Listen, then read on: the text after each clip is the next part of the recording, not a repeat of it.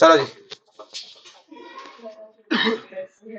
बात करते हैं बेटा हीट ऑफ हाइड्रोजनेशन। तो बेटा हीट ऑफ हाइड्रोजनेशन क्या है? Enthalpy change during the addition of hydrogen unsaturated, मतलब किसी अनसेचुरेटेड कंपाउंड पे जब हम क्या करें, हाइड्रोजन का ऐड करते हैं, तो जो एनर्जी रिलीज होती है उसी को क्या बोलते हैं? Heat of hydrogenation.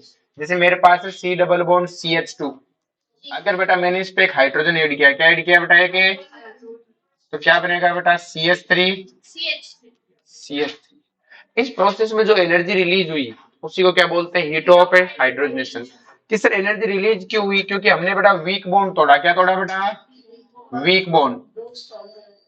और हमने क्या बनाया बेटा? दो स्ट्रॉन्ग बॉन्ड बनाए। स्ट्रॉन्ग बॉन्ड कौन से बनाए बेटा? Sigma bond. तो सिग्मा बॉन्ड क्या है बेटा? वीक। पाई बॉन्ड से क्या है बेटा? वीक। सिग्मा बॉन्ड स्ट्रॉन्ग है ना पाई बॉन्ड से, तो जो सिग्मा बॉन्ड है वो क्या है बेटा? स्ट्रॉन्ग है किससे बेटा? पाई बॉन्ड से। तो हमने क्या किया बेटा कि वीक बॉन्ड तोड़ा। हमने क्या किया बेटा? वीक बॉन्ड तोड़ा और हमने क्या बनाया बेटा? स्ट्रॉन्ग बॉन्ड बनाया। बोलो कोई दिक्कत है? किस इसमें कोई दिक्कत नहीं है। तो इसमें एनर्जी रिलीज होती है। तो जो इसकी हीट ऑफ हाइड्रोजनेशन है ये कैसी है बेटा? एक्सोथर्मिक। ये हमेशा क्या होती है बेटा? एक्सोथर्मिक। बोलो कोई दिक्कत है? नेक्स्ट लिखो बेटा, यहाँ तक लिख लिया सबने? ये भी लिख लिया, heat of hydrogenation is always exothermic, जैसे लिखवा दिया था। अब देखो बड़ा ध्यान से कि जो हीट ऑफ हाइड्रोजनेशन है किसकी ज्यादा होगी।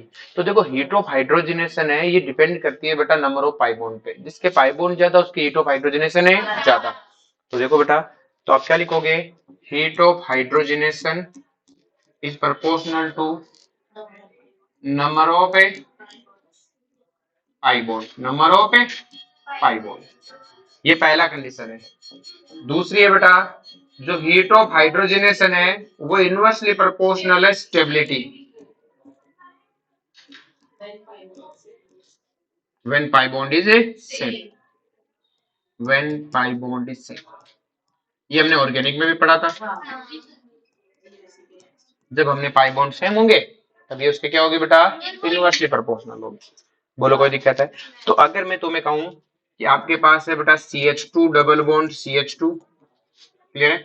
आपके पास है CH3 CH डबल बॉन्ड है CH2, और आपके पास है CH3 CH double bond CH3। अगर मैं इनमें आपको पूछूं कि हीट ऑफ हाइड्रोजनेशन किसकी ज्यादा है, तो पाई बॉन्ड सेम है तो हम स्टेबिलिटी की बात करेंगे। किसकी बात करेंगे? और स्टेबिलिटी किसकी ज्यादा है बेटा? थर्ड वाले की। और थर्ड वाले की स्टेबिलिटी ज्यादा है तो हीट ऑफ हाइड्रोजनेशन क्या होगी बेटा? फर्स्ट वाले की क्या होगी बेटा? ज्यादा। बोलो कोई दिक्कत है इसमें? ये सर इसमें कोई दिक्कत नहीं है, इसका एकदम उल्टा होता है। इसका क्या होता है? उल्टा। अब देखो बड़ा ध्यान से कि अगर मैं तुम्हें एक क्वेश्चन दूं,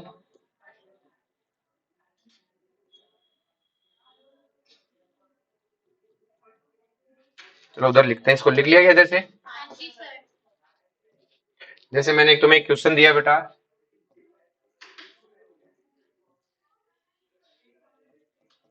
CH3 C double bond CH3, ये H और यहाँ पर ये भी क्या है बेटा? H। यहाँ क्या है? CH3 C double bond CH3H और H। तो बेटा अगर मैं तुमसे यहाँ पे दो तरह के क्वेश्चन बनते हैं, पहला आपसे पूछेगा हीट ऑफ हाइड्रोजनेशन, क्या पूछेगा? तो फर्स्ट है कि सब ज्यादा, फिर बोलो कोई दिक्कत है इसमें?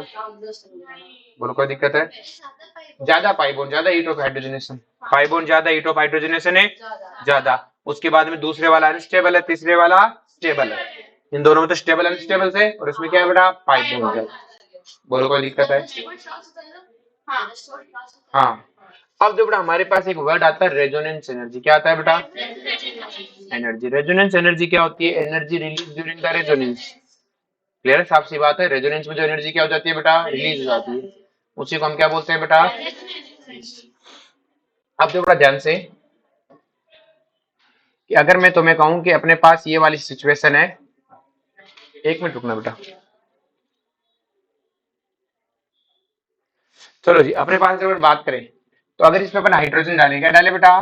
तो हमने एक बॉन्ड तोड़ा बेटा, ये क्या है बेटा? इसकी हीट ऑफ हाइड्रोजनेशन। और हमने कहा कि ये मान लेते हैं अपने पास जो इसकी हीट ऑफ हाइड्रोजनेशन है ये -119 किलो जूल है।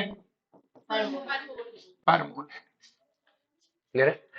अगर हमसे पूछा जाए इसकी हीट ऑफ हाइड्रोजनेशन,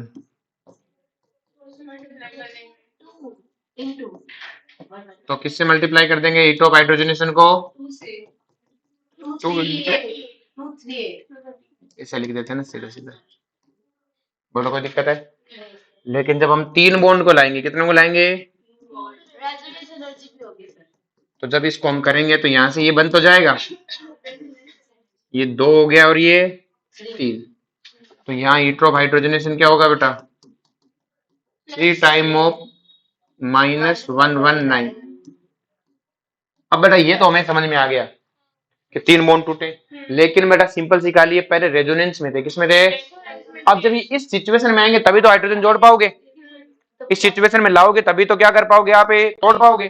तो अगर वो सिचुएशन वो रेजोनेंस में घूम रहे तो पहले आपने इसको एनर्जी दी जिससे बॉन्ड टूटा, आपने इसको रेजोनेंस एनर्जी दी, उससे रेजोनेंस टूटा, उसके बाद हाइड्रोजन ऐड होने शुरू हुए थे, और हाइड्रोजन ऐड होने के बाद में आपकी एनर्जी रिलीज हुई थी हीट ऑफ हाइड्रोजनेशन। तो ऑल ओवर क्या आएगी बेटा? इन दोनों का सम आएगा। तो ये तो रिलीज हुई, ये एब्जॉर्ब हुई, तो हम क्या लिख देंगे? Plus R. Resonance energy during the resonance release होती है, तोड़ते समय तो एब्जॉर्ब होगी ना, दोनों सेम ही होगी ना, सेम मैग्नीट्यूड सेम रहेगा ना। अरे रेजोनेंस एनर्जी एक्सोथर्मिक प्रोसेस है, जब रेजोनेंस होता है, यहाँ तो मैं रेजोनेंस तोड़ रहा हूँ, तो वो तो वापस मांगेगा कि नहीं मांगेगा कि रेजोनेंस खत्म करना मुझे वापस दो। तो यहाँ रेजोनेंस एनर्जी क्या है? एंडोथर्मिक, क्या है?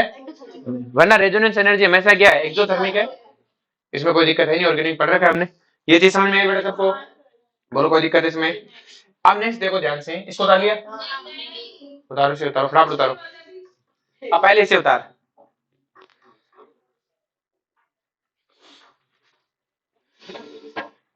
स्पीडली,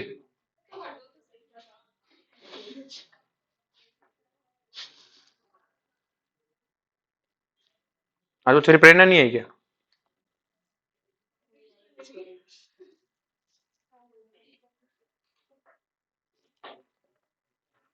चले आगे।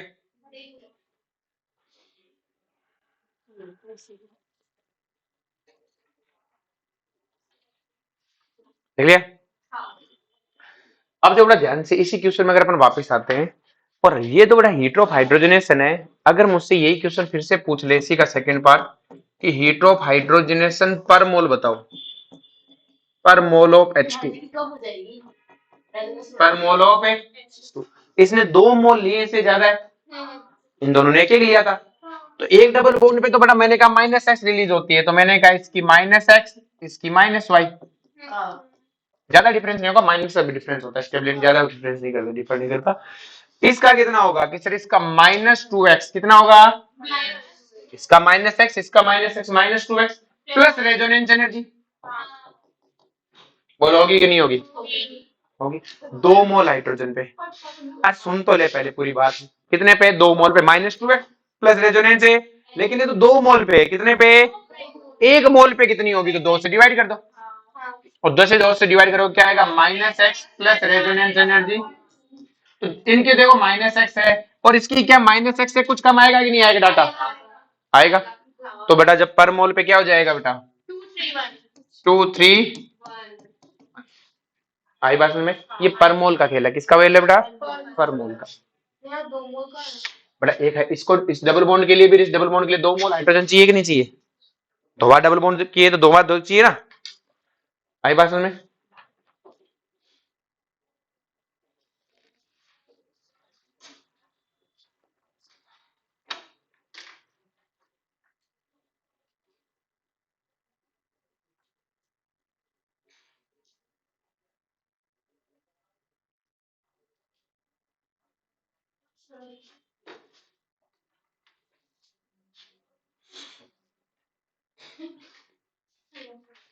चलिए चले आगे। नेक्स्ट देखो ध्यान से कि अपने से क्वेश्चन देता है, जैसे आपसे हम क्वेश्चन दिया हुआ है कि एक डबल बॉन्ड का हीट ऑफ हाइड्रोजनेशन आपके पास लिखा हुआ है, इस तरह से क्वेश्चन लिखाएगा, तो हमें एक डबल बॉन्ड का गिवन आएगा, क्लियर है? आपने लिख दिया, ये दिया हुआ -119 किलो जूल पर मोल, क्लियर है? आपको दिया है बेटा heat of formation for C6H12 है और heat of formation of C6H6, ठीक है। तो ये दिया हुआ बेटा आपको -48 किलो जूल पर मोल और ये दिया हुआ बेटा आपको +105 किलो जूल। क्लियर है। क्वेश्चन है find out resonance energy of benzene. Find out resonance energy of A benzene. देखो क्वेश्चन में करने को कुछ खास नहीं है। रेजोनेंस एनर्जी चाहिए तो सिंपल सी कहानी है, आपको एक बेंजीन लेनी है, उस पे 3 हाइड्रोजन का ऐड करना है। किसका ऐड करना है? जैसे 3 हाइड्रोजन का ऐड करोगे क्या बन जाएगा बेटा? Hexane plus, sorry not hexane बन जाएगा। अब अगर मुझे इस रिएक्शन की जो डेल्टा एच रिएक्शन निकालना है तो वो क्या आएगा बेटा? अब आपने 3 बॉन्ड को किया है तो बेटा एक बॉन्ड का -119, तो क्या लिखोगे? 3 into -119 plus resonance energy. Clear है। अब आपको कहीं से ये पता लग जाए ना, अब ये कहां से पता लगेगा? हमें 2 इक्वेशन गिवन है। पहली वाली इक्वेशन में फॉर्मेशन लिखा है तो C graphite plus 6H2 gas react करके, सॉरी क्या बनाएंगे बेटा? C6H12। क्लियर है। ये कितना है बेटा? -48। दूसरा क्या है अपने पास में? 6 carbon plus 3H2 gas react करके क्या बनाते हैं? C6 से कितना आएगा बेटा? +105। 2 इक्वेशन है, ये तो हमें क्या करना पड़ेगा? इसको घुमाना है। जैसे घुमाएंगे तो डेल्टा HR क्या आएगा बेटा? 105। और वो कितना आएगा बेटा? क्या आ जाएगा? -153 किलो जूल पर मोल। ये हमने कहा ये इस रिएक्शन की एंथैल्पी है इस डाटा से, और हमारी इक्वेशन कहता है ये है, मतलब दोनों बराबर है। तो जैसे हम इसको बराबर कर देंगे 3 इंटू -119 प्लस है, क्या यहाँ से रेजोनेंस एनर्जी आ जाएगी? क्लियर। एक तरीका तो ये रेजोनेंस एनर्जी निकालने का, ठीक है, हमने ऑर्गेनिक में पढ़ा था ये चीज, ठीक है। और एक और तरीका है, उतारो से, फटाफट उतारो थोड़ा सा। हाँ जी,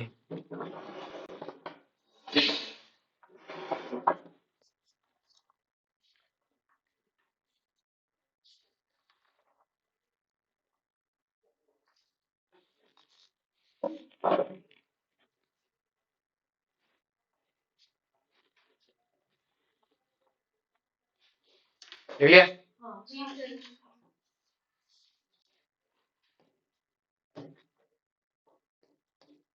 नेक्स्ट देखो ध्यान से कि सर ये तो हमें समझ में आ गया रेजोनेंस एनर्जी क्या चीज है। अब जैसे मुझसे कहा गया कि एक रिएक्शन है बेटा, अगर मैं इसको एटोमाइजेशन में ले जाऊं तो क्या आएगा बेटा? 6 कार्बन गैस प्लस हाइड्रोजन है गैस। तो इस रिएक्शन में डेल्टा HR क्या आएगी बेटा? कि सर हमने तोड़े इसमें 3 CC बॉन्ड, क्या तोड़े? सॉरी 1 2 3, 3 सिंगल CC बॉन्ड तोड़े प्लस 3 आपने प्लस 6 आपने क्या तोड़े? CH बॉन्ड तोड़े। ये हुआ। अब ध्यान से साथ में आपने रेजोनेंस भी तोड़ा प्लस से, यही होगा। अगर कोई मुझे ये दे दे इनके डाटा गिवन और मैं रेजोनेंस एनर्जी निकाल दूंगा। हरी भाषण में समझा? चलो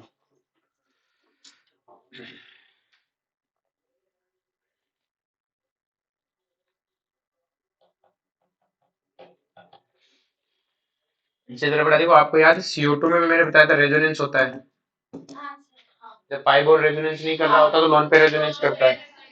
ये किस में जाएगा बेटा? C gas plus 2O gas में जाएगा। तो इसकी जो डेल्टा HR आएगी बेटा वो किसके इक्वल आएगी बेटा? प्लस रेजोनेंस से। इस क्वेश्चन में मार्क आ जाओगे हमारी भाषा में, क्योंकि तो मैं रेजोनेंस एनर्जी भूल जाओगे इसमें, ठीक है। देखो थोड़ा सा और बचा चैप्टर, कल से स्टार्ट करेंगे इक्विलिब्रियम। पहले इक्विलिब्रियम पढ़ोगे काइनेटिक्स पढ़ोगे?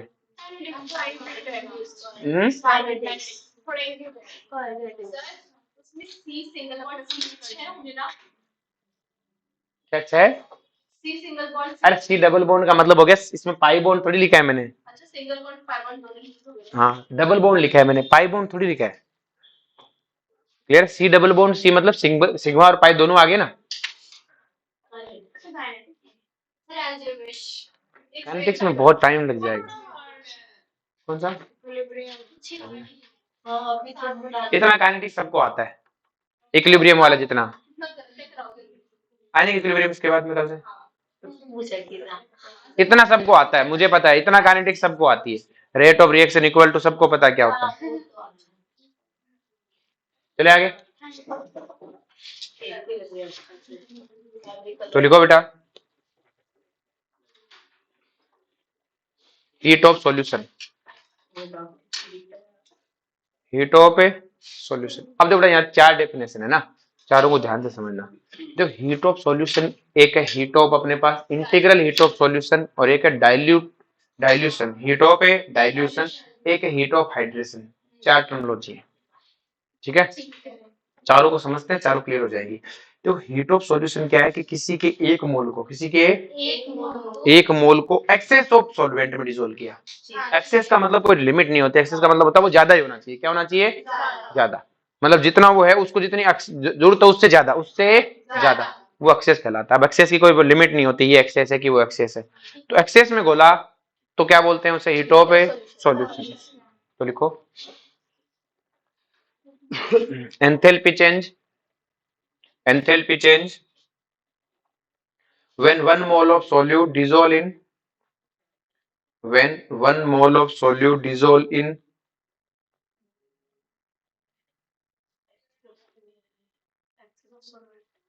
excess of a,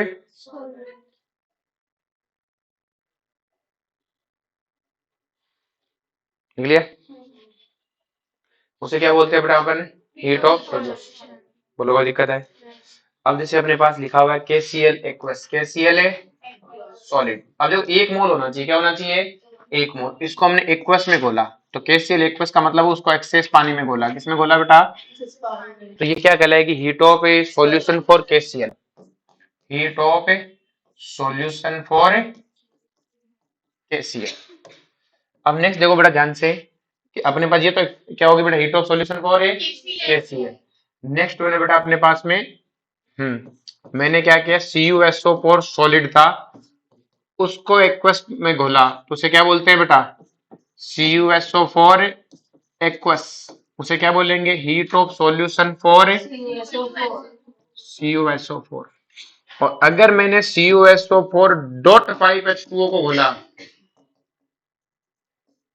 तो क्या आएगा बेटा? CuSO4 aqueous.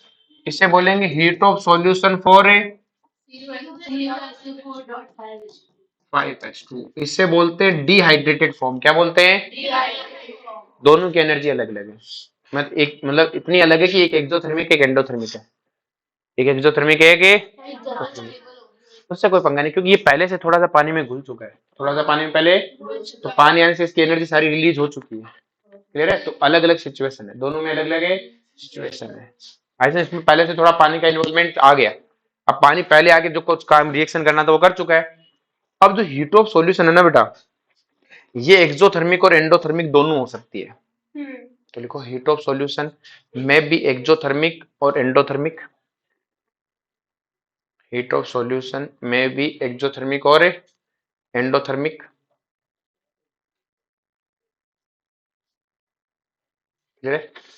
अब जो बेटा इसे बोलते हैं, ये कौन है? CuSO4। ये क्या है? डिहाइड्रेटेड फॉर्म है। क्या है बेटा? लेकिन ये हाइड्रेट बना सकता था। ये क्या बना सकता था? तो ऐसी मॉलिक्यूल जो डिहाइड्रेटेड फॉर्म में है लेकिन उनके हाइड्रेट पॉसिबल है, उनकी हीट ऑफ सॉल्यूशन एक्सोथर्मिक होती है। कैसी होती है बेटा? मतलब ये ऐसे नहीं, ऐसे रह सकता है। तो जो मॉलिक्यूल जो क्या है बेटा? CuSO4 है, ZnSO4, जो डिहाइड्रेटेड फॉर्म में, किसमें है बेटा? लेकिन उनकी हाइड्रेट फॉर्म में पॉसिबल है, उनकी हीट ऑफ सॉल्यूशन किस में? एक्सोथर्मिक। तो लिखो heat of solution will be exothermic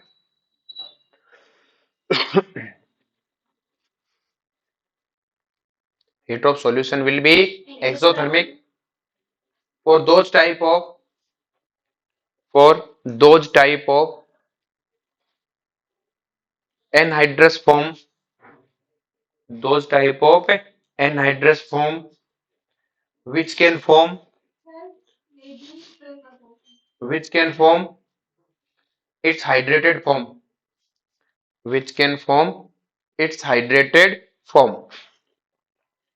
जैसे अपने पास है बेटा CuSO4, Na2SO4, ICl, ZnSO4, ये हमारे कुछ क्या है बेटा कंपाउंड है, कैल्शियम क्लोराइड। अब सारे याद करने की जरूरत है नहीं है, क्लियर है? मोस्टली तो इन्हीं में से कुछ मारता है, ठीक है।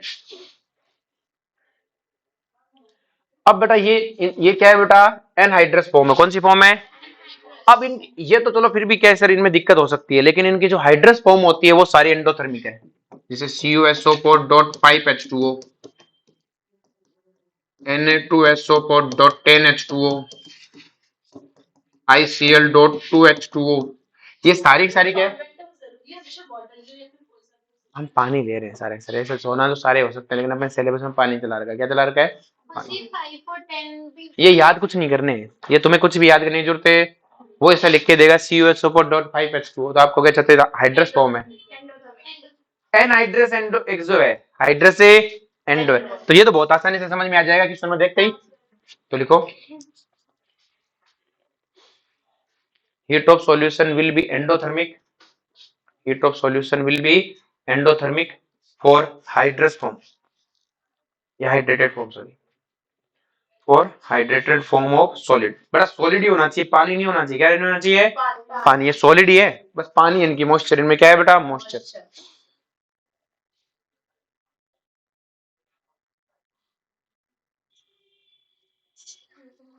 लिख लिया? नेक्स्ट लिखो बेटा, heat of solution exothermic, heat of solution will be exothermic for strong acid and strong base, heat of solution will be exothermic for strong acid and strong base. अगर आपने एक चीज नोट की होगी बेटा कि जो स्ट्रॉन्ग एसिड और स्ट्रॉन्ग बेस है उसकी हीट ऑफ सॉल्यूशन कैसी है बेटा? एक्सोथर्मिक। कैसी है बेटा? एक्सोथर्मिक। किसर कैसे? क्या आपने लैब में यूज किया होगा? पानी में एसिड डाला गर्म हो जाता है, NaOH डालते हैं गर्म हो जाता है।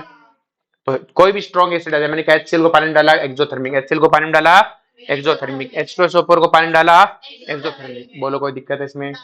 रखा। नेक्स्ट लिखो, लिख लिया आंसर सबने? तो ये हीट ऑफ सॉल्यूशन हो गया। हाँ, नेक्स्ट लिखो, फॉर कैटाइन एंड एनाइन, हाँ नया पॉइंट ये, for cation and A9, for cation and A9 heat of solution will be exothermic. अगर आपने किसी कैटाइन को पानी में डाला या एनाइन को डाला तो वहां पे क्या होगा बेटा? Ion dipole attraction. क्या होगा? Ion dipole attraction. वो भी कैसा होगा बेटा? एक्सोथर्मिक। तो ये था बेटा हीट ऑफ सॉल्यूशन, मतलब एक मोल लाई, एक मोल सॉलिड। पहली बात क्या है? एक मोल ला के डाला पानी में, पानी क्या होना चाहिए? एक्सेस। वो क्या है? Integral heat of solution. क्या है बेटा? Sorry, heat of solution. वो क्या है बेटा? Heat of solution. अब नेक्स्ट वन है इंटीग्रल हीट ऑफ सॉल्यूशन। वो क्या होता है? लिखो heading, integral heat of solution.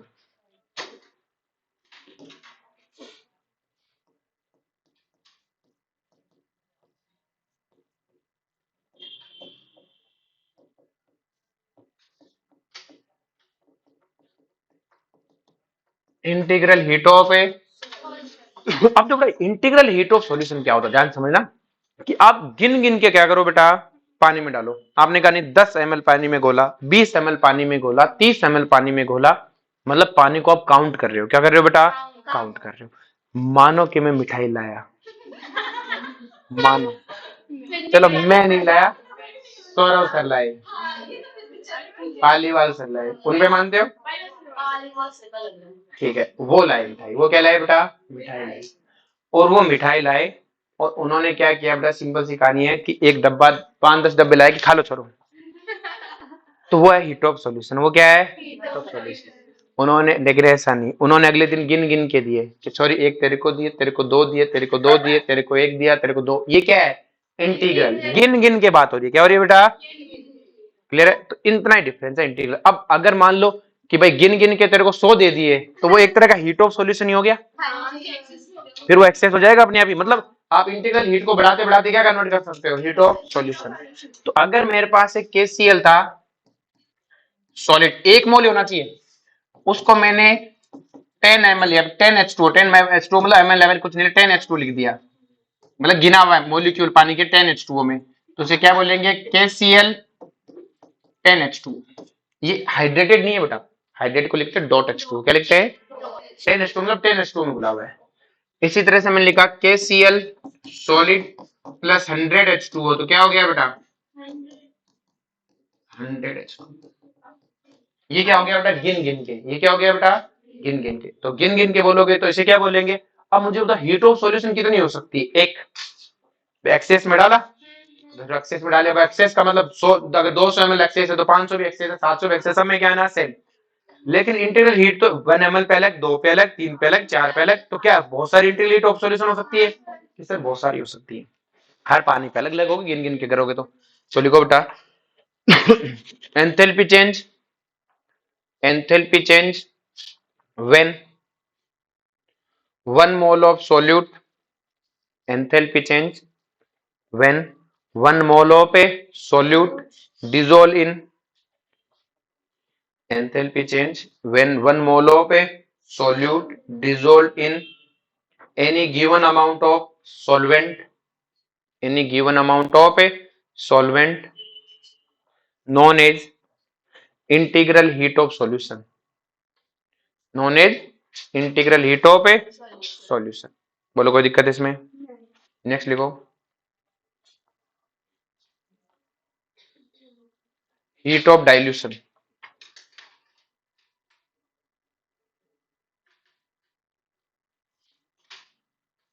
Heat of A dilution.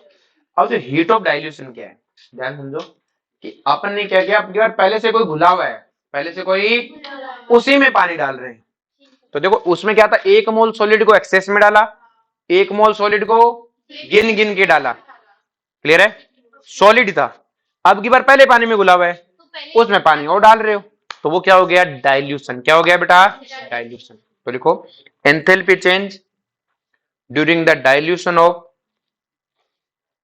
enthalpy change during dilution of any solution is known as heat of dilution।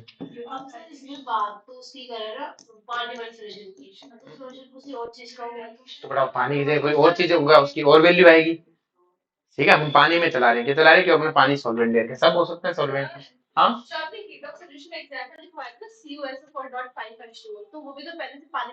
घुला हुआ नहीं है बेटा जी, वो हाइड्रेटेड है, नमी है उसमें, घुलना अलग चीज होती है ना।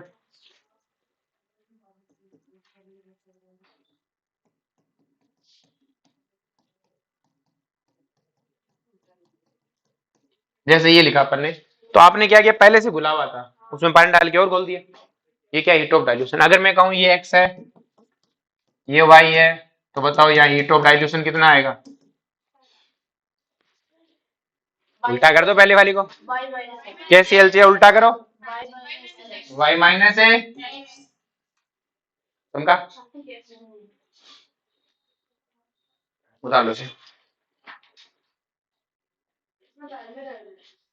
हाँ पहले से घुला हुआ है और पानी डाल के और बोल दिए, उसमें बड़ा सॉलिड है, सॉलिड में डाल रहे हैं, किसमें डाल रहे हैं सॉलिड में, 10 डाला तो 10 का, 100 डाला तो 100 का,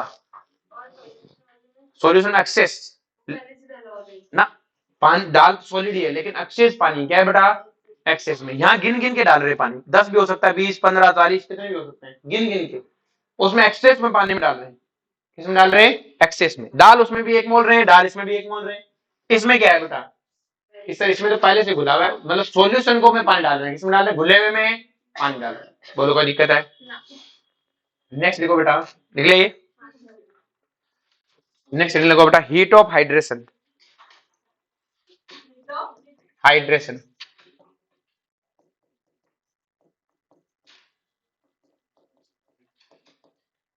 हीट ऑफ ए हाइड्रेशन। अब जो हीट ऑफ हाइड्रेशन क्या, ध्यान समझो कि हमें क्या करना है बेटा, ध्यान से इस चीज को समझो कि अब की बार किसी सॉलिड में इतना ही पानी डालना है कि वो बस हाइड्रेटेड हो, क्या हो बेटा हाइड्रेटेड, जैसे घुले नहीं, घुल गया तो फिर तो अलग बात होगी ना। CuSO4 सॉलिड है, उसमें 5H2 डाला, क्या बना बेटा CuSO4 डॉट 5H2। देखो डॉट में ब्रैकेट में डिफरेंस था, उसमें घुल रहा था उसमें। और ये हाइड्रेटेड फॉर्म मैंने तुम्हें पहले ही बताई थी, क्या होती है हाइड्रेटेड फॉर्म, जिसमें मॉइस्चर हो, क्या हो बेटा मॉइस्चर रहे। ये मतलब पानी कहाँ रहता है, क्रिस्टलाइन स्ट्रक्चर में जो खाली जगह होती है ना, वॉइड्स रहती है, उनमें रहता है ये पानी। हाँ ये पानी के उसके बीच में क्या होती है, खाली जगहों में रहता है। क्लियर है? तो इसे हम क्या बोलते हैं CuSO4 डॉट ए 5H2। आ रही बात में? आगरे का पेटा खाया है? मैंने तो नहीं खाया, तुमने तो खाया होगा कभी है। उसमें मॉइस्चर पानी रहता है, क्या रहता है बेटा पानी, वो धीमे धीमे चला जाता है ना। आप हलवा खाते हो घर पे, तो जो बनता है तब और बनने के 3-4 घंटे बाद में मॉइस्चर में डिफरेंस आता है। तो अगर आप बनते समय उसमें ज्यादा पानी डाल दो तो वो घुल जाएगा, हलवा नहीं बनेगा, लापसी बन जाएगी। क्लियर है? आ रही बस में। लेकिन अगर आपने पानी उसमें धीमे धीमे इतना ही डाला कि वो क्या करे बेटा, उसे अपने स्ट्रक्चर में क्या कर ले बेटा, सेट कर ले, तो वो आपका हलवा बनता है। क्या बनता है? हलवा। तुझे आता है? तुझे बनाना आता है? तो फिर कितना हार्ड होता है क्या खाना? नहीं मुझे नहीं आता। मैं खाने के नाम पे सिर्फ खाना खा सकता हूँ। चलो जी ठीक है, समझ में आया सबको? मैं तो मतलब वो जो सबसे अच्छी चीज जो आदमी को बनानी आती है वो एक चीज है मैगी। बनाना नहीं आता, ये होता है ना बनाने को, तो आदमी कुछ भी बना लेते हैं, बेवकूफ भी बना देते हैं। लिख लिया बेटा समझ में? यहाँ तक कोई दिक्कत? चलो जी यहाँ तक क्लियर हो सबको। नेक्स्ट लिखो बेटा, enthalpy change, enthalpy change during the formation of, enthalpy change during the formation of hydrated form of salt, enthalpy change during the formation of a hydrated form of a salt known as heat of hydration. Heat of hydration is always exothermic, हमेशा exothermic होता है। क्या होता है?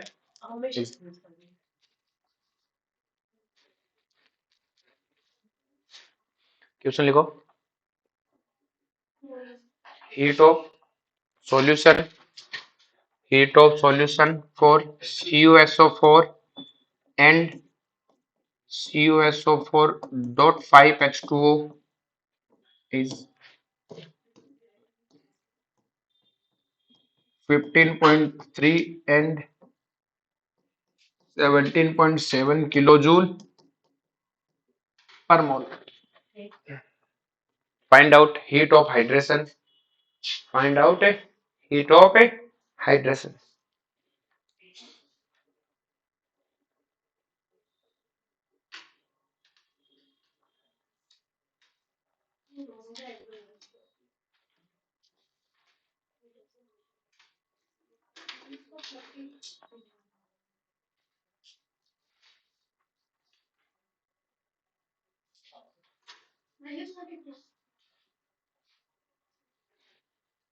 देखो CuSO4 solid, access of पानी लिया, क्या बनेगा बेटा CuSO4 एक्वस।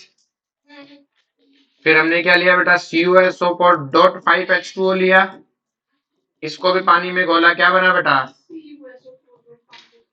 CuSO4 aqueous. ये भी सॉलिड था और ये भी क्या था सॉलिड। और हमें चाहिए हाइड्रेट से, तो ये वाली इक्वेशन चलेगी CuSO4 5H2 रिएक्ट करके क्या बनाएंगे डॉट 5H2O। इसके लिए दिया है -15.3, इसके लिए दिया है 17.7। तो मुझे ये इक्वेशन में CuSO4 सॉलिड चाहिए, कौन देगा बेटा पहली इक्वेशन, और CuSO4 डॉट 5H2O चाहिए, कौन देगा दूसरी वाली, पानी, पानी तो दोगला है। तो इसको उल्टा करेंगे, उल्टा करेंगे तो क्या हो जाएगा बेटा डेल्टा H इक्वल टू -15.8 -17.7, कितना आएगा -33। बोलो कोई दिक्कत है इसमें? समझ में आ गया सबको? अरे तो एक्वस अपने आप कट जाएंगे, कैंसिल आउट हो जाएंगे, उसमें क्या दिक्कत है? क्लियर है? बोलो कोई दिक्कत है आई बात में? नेक्स्ट लिखो।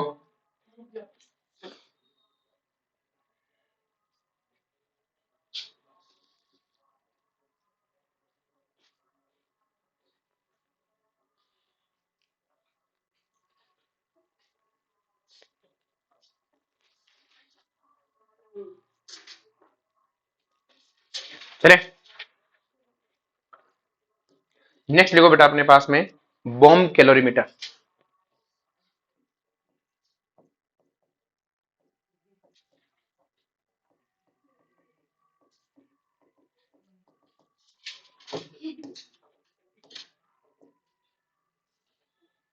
बॉम्ब कैलोरीमीटर तो बेटा बॉम्ब कैलोरीमीटर क्या होता है कि एक इंस्ट्रूमेंट है। क्या है बेटा? इंस्ट्रूमेंट हीट निकालने का। क्या निकालने का बेटा? हीट निकालने का। बॉम्ब कैलोरीमीटर में क्या होता है बेटा अपने पास में? क्या है बेटा? एक है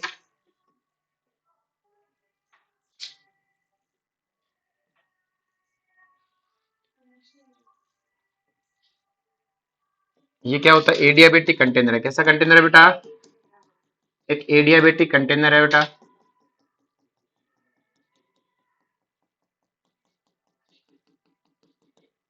इस एडियाबेटिक कंटेनर में अपन क्या भरते हैं बेटा? पानी भरते हैं। क्या भरते हैं बेटा?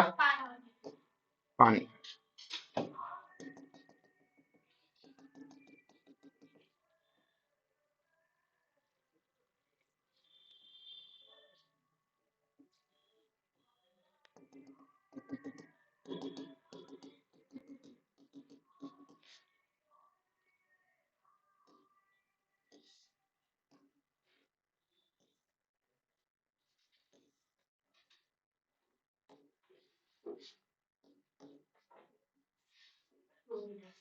यहाँ पे आपका एक थर्मोमीटर होता है। क्या होता है?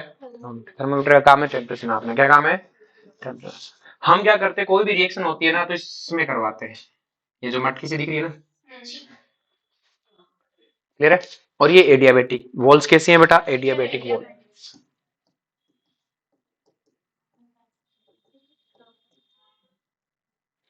अब एडियाबेटिक वॉल है, मुझे पता है जो भी रिएक्शन यहाँ पे कराऊंगा मैं, कंबंशन न्यूट्रलाइजेशन सब इसी में कराता हूँ, तो मुझे जो एनर्जी रिलीज होगी तो यहाँ से जो हीट रिलीज होगी बेटा वो किसके इक्वल होगी बेटा? उस जो रिलीज होगी उसको पानी लेगा। हमने कहा एम ग्राम वाटर है आपके पास। कितने ग्राम वाटर है?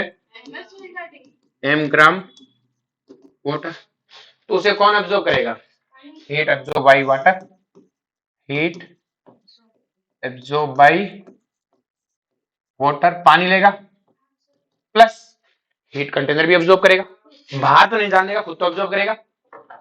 Heat absorb by container. दोनों एब्जॉर्ब करेंगे। कौन एब्जॉर्ब करेगा? एब्जॉर्ब वाटर पानी भी करेगा और कंटेनर भी करेगा। बोलो कोई दिक्कत है? तीसरे इसमें तो कोई दिक्कत नहीं है। अब मैंने कहा क्यों हीट रिलीज हुई तो पानी कितनी एब्जॉर्ब करेगा? M S delta T plus container कितना करेगा? C M delta T. Container की हीट कैपेसिटी। बोलो कोई दिक्कत है? एम दिया होगा, एस दिया होगा, डेल्टा टी टेम्परेचर बता देगा थर्मामीटर। मैं इसको ऐसे भी लिख सकता हूं, C liquid delta T plus C M container delta T. See इसको सम कर दूंगा तो क्या आ जाएगा बेटा? मैंने लिख दिया सी सिस्टम। अगर वो दोनों का सम करके भी लिख सकता है, डेल्टा टी कॉमन ले लो तो सिस्टम दे तो ये, अलग अलग दे तो ये, एस दे तो ये। यहां से में क्या आएगी बेटा? क्यू। क्या आएगी बेटा? क्यू। बोलो कोई दिक्कत है? अब एक वर्ड होता है calorific value.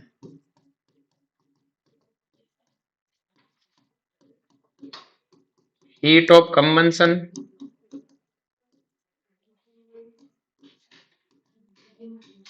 Divided by molecular weight. Divided by molecular weight से डिवाइड क्यों किया? क्योंकि बेटा एक मोल के लिए लेते हैं और एक मोल के लिए में कितना वजन होता है? जितना मोलिकुलर वेट होता है। अब मुझे पता है कि ब्यूटेन और प्रोपेन में से हीट ऑफ कंबंशन किसकी ज्यादा है? ब्यूटेन की। कार्बन ज्यादा है। लेकिन अच्छा फ्यूल कौन सा है? क्यों? पर मोल। मोल तो दोनों के एक लिए थे। मोल तो दोनों के बराबर लिए थे मैंने। एक एक मोल लिए ना। अब देखो ध्यान से कि देखो ध्यान से अब मैंने कहा कि एक क्लास में 4 अच्छे बच्चे हैं क्लियर है? उन 4 अच्छे बच्चों ने मिलकर कोई काम किया और वो 10 था। कितना था? 10। दूसरी क्लास में भी 3 अच्छे बच्चे हैं, उन 3 ने मिलकर काम किया बेटा 9। तो बताओ कौन सी क्लास अच्छी? उन तीनों ने 9 कर दिया। ये अब ऑल ओवर तो आप कहोगे इसका 10 है। यहाँ 4 बच्चों ने 10 किया, वहां 3 बच्चों ने 9 किया, तो वहां पर बच्चा ज्यादा अच्छा हुआ कि नहीं हुआ? तो यही चीज होती है बेटा कैलोरीफिक वैल्यू। कैलोरीफिक वैल्यू बताती है कौन सा फ्यूल अच्छा। क्लियर? आपको ब्यूटेन को जलाओगे ज्यादा हीट ऑफ कंबंशन आएगी प्रोपेन से, लेकिन प्रोपेन, अब मैंने डाटा वाइज समझा रहा हूं, ऐसा नहीं कि ब्यूटेन अच्छा है, मैंने डाटा मेरे को याद भी नहीं, लेकिन मैं समझा रहा हूं, अगर ब्यूटेन और प्रोपेन का कंपेरिजन पूछ ले तो ऐसा नहीं कि जो ज्यादा जलता है वही ज्यादा हीट ऑफ कंबंशन ना, अच्छा फ्यूल जिसका पर कार्बन ज्यादा दे, उसमें 4 कार्बन, इसमें 3 कार्बन, तो अगर हम मोलिकुलर वेट से डिवाइड करें तो पर कार्बन आ जाएगा। तो हमें क्या निकालना होता है? पर कार्बन। आपसे क्वेश्चन में heat of combustion they they 3 question में कि अच्छा कि इनकी हीट ऑफ कंबंशन दी हुई है, बताओ कौन सा अच्छा फ्यूल है, तो आप क्या करना, मोलिकुलर वेट से डिवाइड कर देना हीट ऑफ कंबंशन को। जैसे डिवाइड करोगे तो क्या आ जाएगा? पर कार्बन आ जाएगा। और पर कार्बन मतलब जिसकी जो फ्यूल कौन सा अच्छा है बेटा? तो फ्यूल क्या है बेटा? प्रोपोर्शनल कैलोरीफिक वैल्यू, जिसकी कैलोरीफिक वैल्यू ज्यादा वही आपका अच्छा फ्यूल है। क्लियर है? तो आपने देखा सिलेंडर में मेथेन एथेन यही गैस होती है। पेंटेन को लाओ, ब्यूटेन को लाओ, वो भी गैस है, अच्छा देगी। ब्यूटेन लाओ, अच्छा देगी, लेकिन हो सकता पर पंगा क्या है, उसका पर कार्बन क्या है, अच्छी बात है नहीं है, जबकि वही पर कार्बन मेथेन एथेन अच्छा दे रही है। तो कोई भी फ्यूल अच्छा है कि नहीं वो इस बात पर डिपेंड करता है। इसका क्वेश्चन पूछता भी है। क्लियर है? कैलोरीफिक वैल्यू आपसे पूछता है, नहीं पूछता कैलोरीफिक वैल्यू बताओ, कहता है ये 4 फ्यूल दे देगा, अच्छा फ्यूल कौन सा है। क्लियर? आपसे इसमें भी दे देता है कि हमने यहाँ हीट ऑफ कंबंशन कराया, टोटल क्यों हीट रिलीज हुई, तो हमने जितना वो वजन जलाया उसका क्या कर देना, मोलिकुलर वेट से डिवाइड कर देना। ध्यान से देखो, ध्यान से, वो यहाँ पे बोलेगा डब्लू ग्राम जलाया, क्या बोलेगा? डब्लू ग्राम जलाया। मेरे को कहा कि आपको कह दिया कि 80 ग्राम मेथेन जलाई, तो आप 80 ग्राम मेथेन को पहले क्या निकालना, 80 ग्राम मतलब मोल, तो क्या बोलोगे? 5 मोल मेथेन जलाई, तो 5 मोल मेथेन का आया एक्स, कितना आया? एक्स। क्लियर है? तो 1 मोल मेथेन का कितना आएगा? ये 1 मोल मेथेन का है। ऐसे ही मान ले एथेन का देगा, कब? Heat of combustion. मेथेन की हीट ऑफ कंबंशन माना एक्स है, कितनी है? एक्स। तो 1 मोल की कितनी है? X by 5। क्लियर है? इसको किससे डिवाइड करेंगे? मोलिकुलर वेट से। तो आपको नहीं लगता मोलिकुलर वेट से मोलिकुलर वेट कट जाएगा?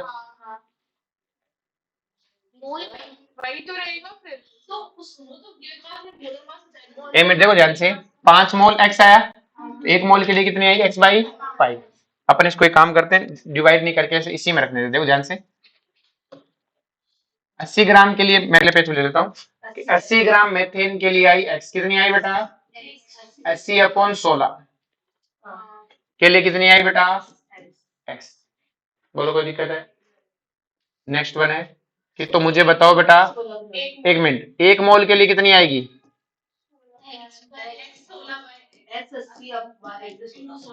आगे कैलोरीफिक वैल्यू क्या आएगी?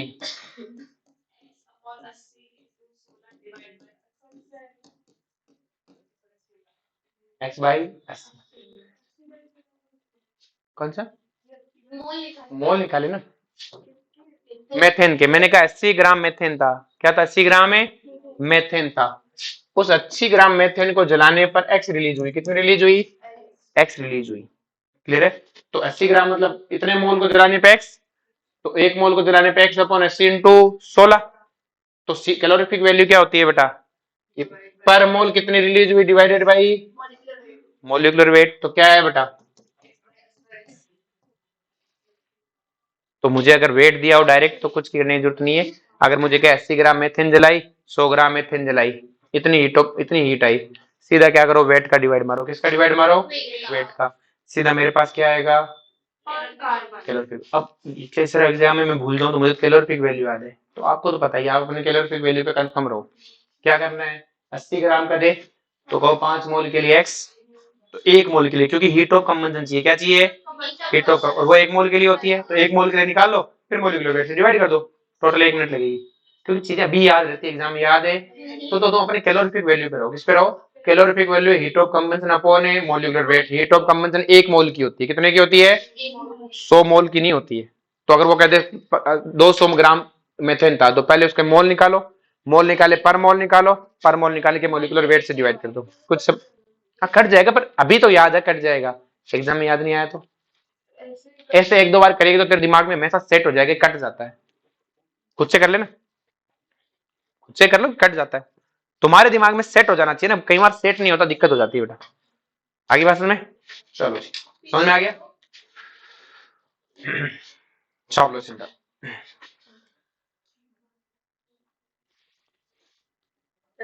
हाँ निकले यहां तक।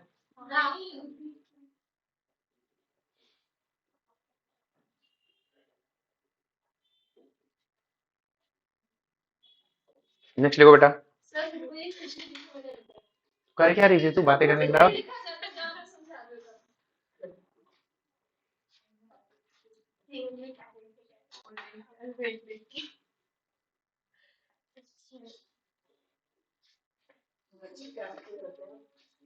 क्या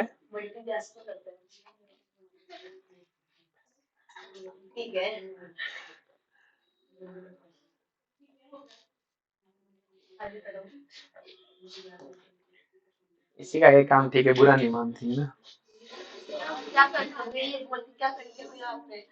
है ना? थप्पड़ मार सकता हूँ मैं।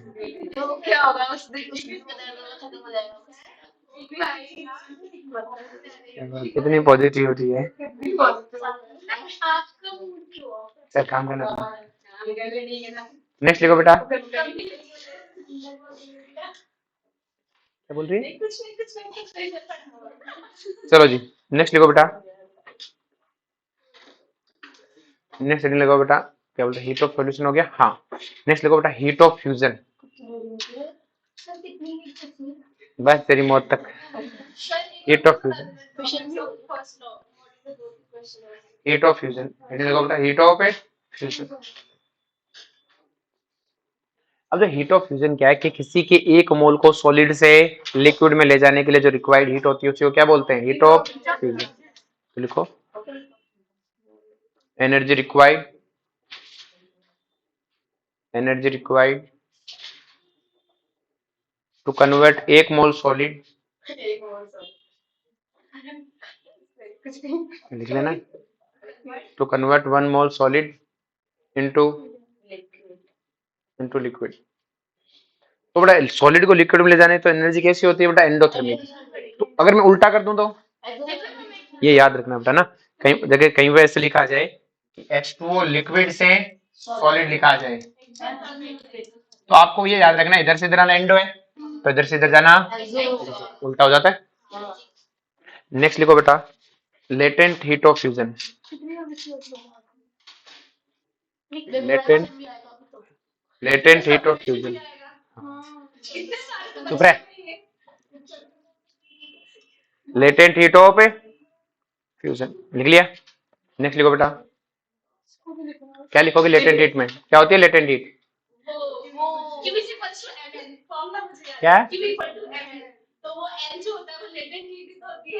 देखो बेटा ध्यान से, पर ग्राम के लिए, किसके लिए बेटा, पर ग्राम के लिए जो चाहिए ये वही है हीट ऑफ फ्यूजन। ये एक मोल के लिए वो क्या है बेटा, पर ग्राम, पर के लिए जो आ जाए वो क्या है, लेटेंट हीट। क्लियर है? तो लिख दो energy required to convert 1 gram solid into liquid.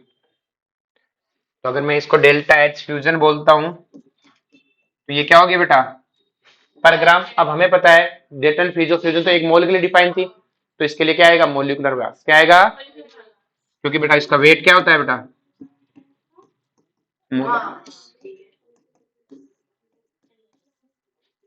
आ रही बात में। अब देखो बेटा जब फेज कन्वर्जन होता है ना अच्छा जी, जब फेज कन्वर्जन होता है ना तब क्या होता है बेटा, टेम्परेचर नहीं बढ़ता। क्लियर है? क्यों? क्योंकि बेटा हम जितनी हीट देते हैं वो बॉन्ड तोड़ने में चली जाती है, इसलिए इसको लेटेंट हीट फ्यूजन है। जो हीट ऑफ फ्यूजन है ये क्या होती है बेटा, अब देखो ध्यान से कि टेम्परेचर कांस्टेंट रहता है। टेम्परेचर क्या बना रहता है, जितनी हीट दोगे सारे बॉन्ड तोड़ने में जा रही है, किसमें जा रही है, इक्विलिब्रियम बना रहता है। क्या बना रहता है, जो ये हम पढ़ रहे हैं ना ये इक्विलिब्रियम बना रहता है, तभी की बात है। क्लियर? जितनी हम हीट देते हैं वो इक्विलिब्रियम बना रहता है। और आप बर्फ को गर्म करने लग जाओ, जब बर्फ को गर्म करोगे तो वो ऐसा ही होगा कि वो बेटा क्या होगा बेटा, कि टेम्परेचर नहीं बढ़ेगा, टेम्परेचर राइज है। लेकिन देखो बेटा ध्यान से, जो जितना अपन पढ़ेंगे ये सारी कहानी तब है जब बॉइलिंग पॉइंट और उस पे जब परफेक्ट, जैसे मान लो पानी 0 पे पिघल रहा है, अगर कोई, अगर मैं -10 डिग्री पे पिघालूंगा, टेम्परेचर -10 रख रहा हूँ, मैं प्रेशर की कंडीशन बदल के पिघाल रहा हूँ, तो वो इक्विलिब्रियम कंडीशन नहीं है। क्या नहीं है? इक्विलिब्रियम कंडीशन है, उसे इरिवर्सिबल बोलते हैं। क्या बोलते हैं? वो अपने सिलेबस में नहीं है, मस्त रहो। रिवर्सिबल क्या है बेटा? इक्विलिब्रियम वाला है सारा खेल। तो ये चीज समझ में आई बेटा सबको? अब मुझे एक बात बताओ कि जब फेज कन्वर्जन होता है तब आइसोथर्मल है, टेम्परेचर नहीं बदलेगा, तो डेल्टा एच क्या होना चाहिए? एनसीपीडीटी 0। तो ये क्यों पढ़ रहे हैं? काय को डेल्टा एच 0? कांस्टेंट प्रेशर पे 0 कांस्टेंट प्रेशर पे डेल्टा एच क्यू के इक्वल होता है, फिर 0 क्यों है? क्योंकि घरों वो आइडियल गैस के लिए होता है, ये तो गैस बेस नहीं है। अब मैं नहीं, तुम्हारा ही डाउट होता, कल तुम आते हुए रोते हुए आते और मेरे पास आके कहते कि सर जी ये एनसीपीडीटी आइसोथर्मल करो 0 से, क्लियर है? तो 0 नहीं होता है। आइडियल गैस करो फिर से, तब करूंगा 0। नहीं, तो आइडियल गैस नहीं होता ना बेटा। आइडियल गैस के लिए डेल्टा एच इक्वल टू एनसीपीडीटी होता है, बाकी कंडीशन के लिए तो है ही नहीं ना। बाकी कंडीशन के लिए तो जीपीडी नहीं। नहीं वो लिखना नहीं, आपके दिमाग में रहना चाहिए ना भाई, हाँ लिक्विड के लिए कैसे है, लिक्विड के लिए। आ रही बात में? नेक्स्ट लिखो बेटा। अब आपको घर से क्या लिख लेनी है? Heat of a vaporization, latent heat of vaporization, heat of sublimation, latent heat of a sublimation. ये खुद से लिखनी है। क्या करनी है बेटा? खुद से जगह छोड़ दो और नेक्स्ट स्टडी लगाओ। एंड सब्लिमेशन होता है सॉलिड डायरेक्ट गैस में जाती है, सॉलिड डायरेक्ट किस में जाती है? गैस। जैसे आपके पास जो ड्राई आइस होती है CO2, वो लिक्विड में नहीं आती, वो सीधी गैस में जाती है। कपूर सब्लिमेशन में भी नहीं होता। फेज कन्वर्जन जब भी होगा, सल्फर रोम्बिक से सल्फर मोनोक्लिनिक में जा रहा है तब भी नहीं होगा। लिक्विड में जाता ही नहीं, गया तो फिर वो सब्लिमेशन डायरेक्ट होता है। सब्लिमेशन क्या होता है? डायरेक्ट। बेटा ये सब के कहना है, पानी की जो मैंने तुम्हें सॉल्यूशन में पढ़ाया था, आइस का भी वेपर प्रेशर होता है, आइस से भी डायरेक्ट क्या होता है बेटा? बहुत कम रेट से होता है लेकिन होता है, क्लियर है? तो लिक्विड, लिक्विड तो स्टेट है ना, उसमें स्टेट से आने से पहले वो सीधा किस में कन्वर्ट हो रहा है? स्टेट कन्वर्जन नहीं हो रही थी गैस में, क्लियर है? नेक्स्ट लिखो बेटा। अरे पेज क्यों छोड़ने, जितनी छोड़ी उतनी जगह छोड़ देना, एक एक लाइन लिखनी है ना। नेक्स्ट लिखो बेटा। Entropy change for phase conversion, अगर जहां फेज कन्वर्जन हो रहा है वहां के लिए entropy change, entropy change for phase conversion. तो डेल्टा एस फेज इक्वल होता है बेटा, ध्यान से, delta H phase upon temperature of phase, उस फेज का टेम्परेचर। जैसे हमने बात की सब कि पानी का फ्यूजन हो रहा है, तो वहां पे क्या यूज करोगे बेटा? कितना डिग्री यूज करोगे? 273 केल्विन। 0 डिग्री मतलब 273 है केल्विन। जब पानी बॉईल हो रहा है तो यहाँ पे यूज क्या करेंगे? वेपराइजेशन। यहाँ यूज क्या करेंगे? वेपराइजेशन, क्लियर है? तो इसको फेज लिख देता हूँ, फ्यूजन क्यों लिखा हूँ? फेज का मतलब सारी आ जाएगी ना इसमें, तो सबके अलग अलग फॉर्मूला लिखने की जरूरत है? तो फेज के लिए अलग से डिफाइन है, फेज के लिए अलग से डिफाइन है। बोलो कोई दिक्कत है इसमें?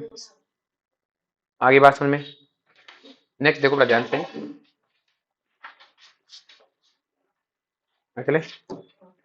नेक्स्ट देखो बेटा ध्यान से। अपने को पता है कि जो डेल्टा एस होता है बेटा, वो क्या होता है बेटा? डी क्यू अपॉन टी होता है। और मैं डी क्यू जे क्या लिख सकता हूँ? एनसीएमए डी टी अपॉन टी लिख सकता हूँ। और अगर मैं डीएस लिख देते हैं इसे, अगर मैं इसका इंटीग्रेशन कर दूं तो डेल्टा एस इक्वल टू क्या आएगा? NCMA L N T two upon NCM L N T two upon T one. ये बात समझ में बेटा सबको? नेक्स्ट देखो ध्यान से, इसके बाद में लिखना है कि भाई एंट्रोपी को आप ऐसे भी लिख सकते हो ना किसी भी प्रोसेस के लिए, N C M L N T two upon अब देखो इसका यूज क्या है ना, अपन एक एग्जांपल में समझते हैं सारा खेल, ठीक है? चले आगे। अब देखो जो क्वेश्चन आएगा वो टुकड़ों में आता है, तो अपने तो क्या आता है टुकड़ों में, अपन एक में समझ लेते हैं, बार बार 10 क्वेश्चन बनाने की क्या जरूरत है। मैंने कहा आपके पास H2O थी -10 डिग्री सेल्सियस मतलब 263 केल्विन पे। क्लियर है, ये सॉलिड है बेटा, इसको हमें लेके जाना है बेटा H2O गैस में। कहाँ लेके जाना है? H2O गैस में, और टेम्परेचर लेके जाना है बेटा 227 डिग्री सेल्सियस, मतलब क्या हो गया बेटा 500 केल्विन। अब वो एक झटके में नहीं जाएगा वहां पे, क्योंकि बीच में कई प्रोसेस है। पहले ये सॉलिड है बेटा, ये किस में जाएगा? H2O solid 0 degree 273 kelvin. पहले अपना टेम्परेचर बढ़ाए, इस टेम्परेचर बढ़ाया तो इसकी एनर्जी को मैंने लिखा डेल्टा S1। क्या आएगा बेटा? NCM। डेल्टा किसका यूज करेगा बेटा? सॉलिड का। Ln T2 कितना है? 273। T1 कितना है? 260। अब ये फेज कन्वर्जन करेगा, क्या करेगा? H2O लिक्विड, लेकिन अब टेम्परेचर अभी भी कितना रहेगा? 273 केल्विन। इसका जो H2 आएगा डेल्टा H फ्यूजन अपॉन है 273। अब ये लिक्विड किस में जाएगा बेटा? H2O लिक्विड में ही, लेकिन 100 डिग्री सेल्सियस मतलब 373। इसका जो डेल्टा S3 आएगा वो क्या आएगा? NCV Ln है 373 अपॉन 273। अब क्या होगा बेटा? अब फेज कन्वर्जन होगा, H2O गैस में 100 डिग्री सेल्सियस 373, जो इसका S4 आएगा वो क्या आएगा? सारे डेल्टा ही है, कितना आएगा बेटा? 373। अब ये H2O गैस से किस में जाएगा? H2O गैस में जाएगा, लेकिन टेम्परेचर 100 से कितना हो जाएगा? 227 मतलब 500 केल्विन। तो अब क्या आएगा? Delta S4 5 NCV NCM Ln 5। Clear है? बोलो कोई दिक्कत है?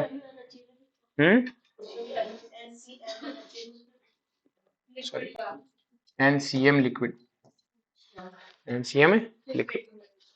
बोलो कोई दिक्कत है इसमें? तो टुकड़ों में, अब अपने से इतना पूरा सा नहीं पूछ सकते, लेकिन टुकड़ों में पूछ लेते हैं। क्या पूछ लेते हैं बेटा? टुकड़ों में। इतना दूर तक का पूछ लिया, इतने दूर तक का पूछ लिया, यहाँ से यहाँ तक का पूछ लिया, यहाँ से यहाँ तक का पूछ लिया, और पूरा भी पूछ ले। नीट में तो नहीं पूछेंगे, जेई में पूछ लेते हैं। क्लियर है? बोलो कोई दिक्कत है इसमें? ये चीज समझ में आई? इसके बाद हेडिंग लगाओ बेटा,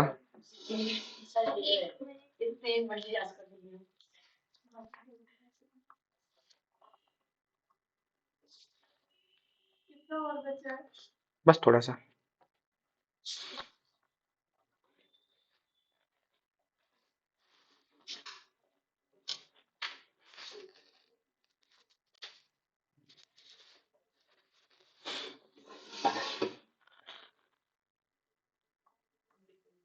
बोलो यहाँ तक कोई दिक्कत है? तो भाई किरचॉफ, ये क्या है बेटा? आपकी किरचॉफ इक्वेशन क्या है बेटा? उतार लो से।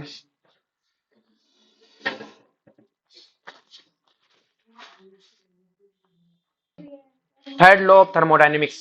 और बातें मत कर, सॉरी, हेडिंग लगा third law of thermodynamics.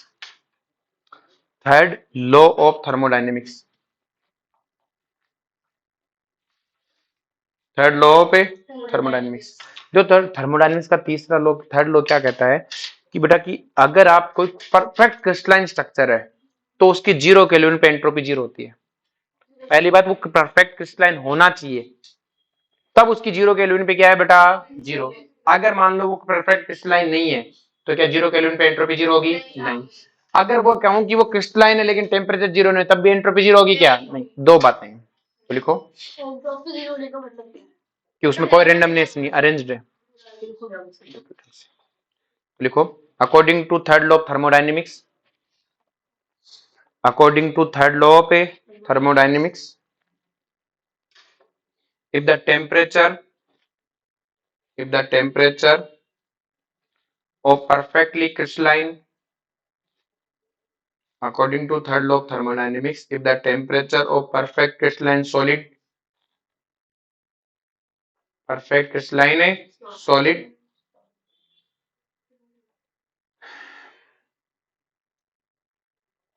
approach to absolute 0 Kelvin, approach to absolute 0 Kelvin, absolute 0 Kelvin, entropy of perfectly crystalline, entropy of perfectly crystalline solid also approach to 0, also approach to 0.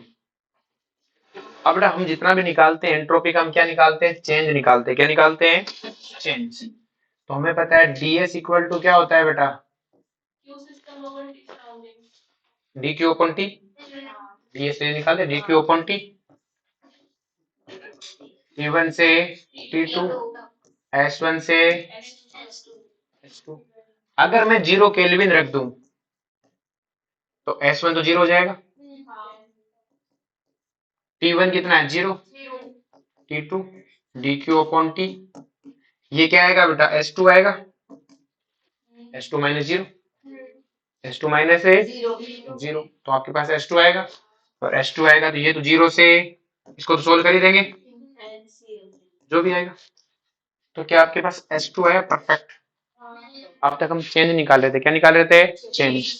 अब अगर मुझे किसी चीज की अगर entropy निकालनी है तो उसकी 0 से 100 डिग्री ले लो, क्या डेल्टा रखेंगे ना तो फिर ln T2 बाय 0। हाँ वही तो समझो सही बात को कि हमें एक चीज को अगर समझाने के लिए कि 0 से हम क्या निकाल पा रहे हैं, 0 केल्विन अचीव नहीं होता ना हमसे, यही तो बताना है कि यहाँ से यहाँ तक अगर अपन क्या करें, अचीव कर सकते हैं, क्या कर सकते हैं, अचीव। हमारे पास हम क्या कर सकते हैं, अचीव। तो हम क्या निकाल सकते हैं, एब्सोल्यूट एंट्रोपी, क्या निकाल सकते हैं, एब्सोल्यूट। कब S2 आ सकता है ना, क्या आ सकता है हमारे पास S2 परफेक्ट। अब तक हम चेंज निकाले थे, क्या निकाले थे, डेल्टा S आ रहा था S1 से S2, कोई S1 से S1 0 है, तो अगर मुझे कोई कहे 100 डिग्री पे एंट्रोपी निकालनी है तो 0 केल्विन से शुरू करो, तो 0 से 100 का चेंज निकालो, तो 0 से 100 का जो 0 केल्विन से 100 का जो चेंज आएगा वही S2 है, वो 100 का क्या है S2। अगर आपने 50 डिग्री 100 डिग्री निकाला तो डेल्टा S है, लेकिन 0 से 100 वाला क्या है S2, क्योंकि 0 वाला तो क्या है 0, हमें चेंज ही तो आता है, तो हम चेंज को क्या निकाल सकते हैं, एब्सोल्यूट वैल्यू, क्या निकाल सकते हैं, तो लिखो 0, तो एंट्रोपी 0 हो जाएगी, अगर हुआ तो ही बात है ना बेटा, अप्रोच टू मतलब शुरुआत की 0 है, मैंने कहा T1 0 रखा तो 0 से मतलब किसी का मतलब अगर T1 0 हुआ तो मैंने S1 को 0 लिख दिया, आई बात में T1 को 0 का अप्रोच कराया तो S1 कितना 0, S2 तो कोई वैल्यू हो जाएगी किसी T2 पे। तो लिखो with the help of third law of thermodynamics, with the help of third law of thermodynamics, with the help of third law of thermodynamics we can calculate absolute entropy, absolute entropy for perfectly crystalline solid, for perfectly crystalline solid at any particular temperature।